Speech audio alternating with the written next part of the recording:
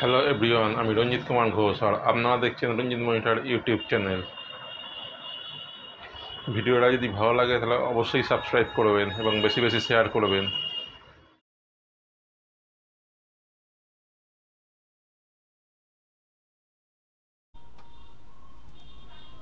নমস্কার বন্ধুরা, আজ আপনাদের দেখাবো এই লেখাগুলোর আউটলাইন, ফন্টের এই আউটলাইন কী করে করতে হয়। চলুন দেখা যাক। প্রথমে টেক্সট টুলে ক্লিক করে এখানে লিখে দিচ্ছি, আমার নামে লিখছি।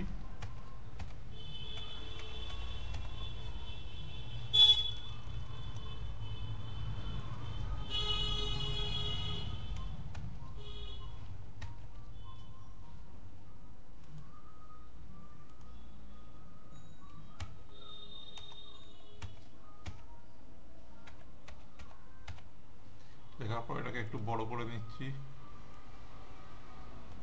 করার পর থিকনেসটাকে একটু বাড়াবার জন্য আমি এখান থেকে এরিয়াল বোল্ড করে নিলাম। নেওয়ার পর এই অপশানে যাবেন আউটলাইন পেনে, গিয়ে এখানে ক্লিক করবেন। করার পর আমার ডায়লগ বক্স ওপেন হয়ে যাবে। এখানে 10 mm নিচ্ছি। নেওয়ার পর এইখানে এটা রাউন্ড শেপ করে দিতে হবে, এটাকে এরাম করতে হবে। করার পর বিহাইন্ড ফিলে ক্লিক করতে হবে, করার পর ওকে করতে হবে।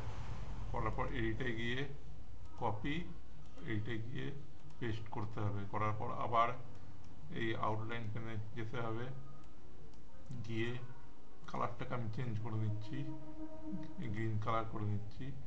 এটাকে 5 mm করে নিচ্ছি।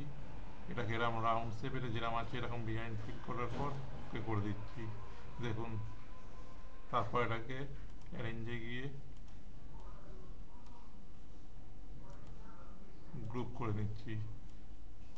দেখুন, এই টেক্সটের আউটলাইন হয়ে গেছে। সেম এই লেখাটাকে আমি এটা আগে থেকে লিখে নিয়েছি, কেননা আমি বাংলা লেখা অত সরগর নয়। লেখার পর এটাকে সেম একই রকমভাবে আউটলাইন পেনে গিয়ে ক্লিক করতে হবে। করার পর এখানে 10 mm করতে হবে, এটাকে রাউন্ড শেপ করতে হবে, এটাকে করতে হবে। বিহাইন্ড ফিল করার পর ওকে করতে হবে। করার পর এডিটে গিয়ে কপি, আবার এডিটে গিয়ে পেস্ট। করার পর ফের আউটলাইন পেনে ক্লিক করতে হবে। করার পর কালারটাকে চেঞ্জ করে নিচ্ছি আমি, ইয়েলো। আর হোয়াইটটাকেও আমি 5 mm করে নিচ্ছি। করার পর যেরকম আছে অ্যাজ ইট ইজ এরকম রাখার পর ওকে করে দিচ্ছি। দেখুন, এইটারও টেক্সটের আউটলাইন হয়ে গেল। এইভাবে টেক্সটে আউটলাইন করতে হয়। ভিডিওটা যদি ভালো লাগে তাহলে অবশ্যই সাবস্ক্রাইব করবেন এবং বেশি বেশি শেয়ার করবেন। লাইক করতে ভুলবেন না।